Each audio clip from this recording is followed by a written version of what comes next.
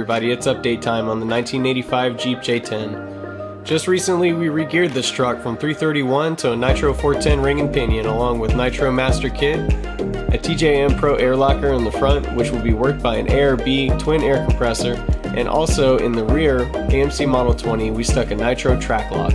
Now this is just great for peace of mind. It's not necessarily that I need any of that, but when it comes down to it, on these Forest Service roads, and this one in particular, it's a lot steeper than it actually looks on camera.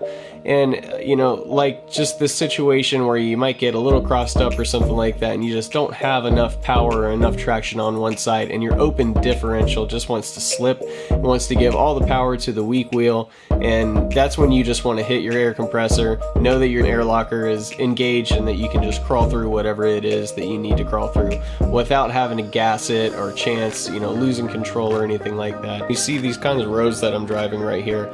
I really have a lot of fun out on the service roads. You know, it's a great place to take your kids out, and it's a great place to hunt, camp, fish, whatever.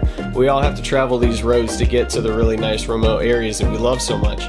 And when it comes down to it, I was undergeared severely, and it really showed, not only off-road but also on the highway. I mean, I was just not able to keep up with traffic.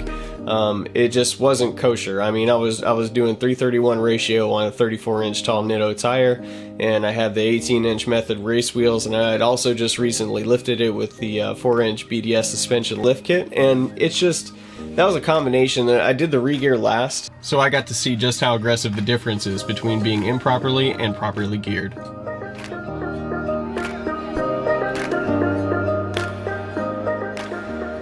One of the most common questions is, will I save miles per gallon when I do this regear? The answer is yes. If you were severely undergeared like I was, the gear package is going to be the only modification that you make to your vehicle that will pay for itself in time. Now when it comes to highway driving, this also made a huge difference in not only miles per gallon, but also my power throughout all of the transmission gears.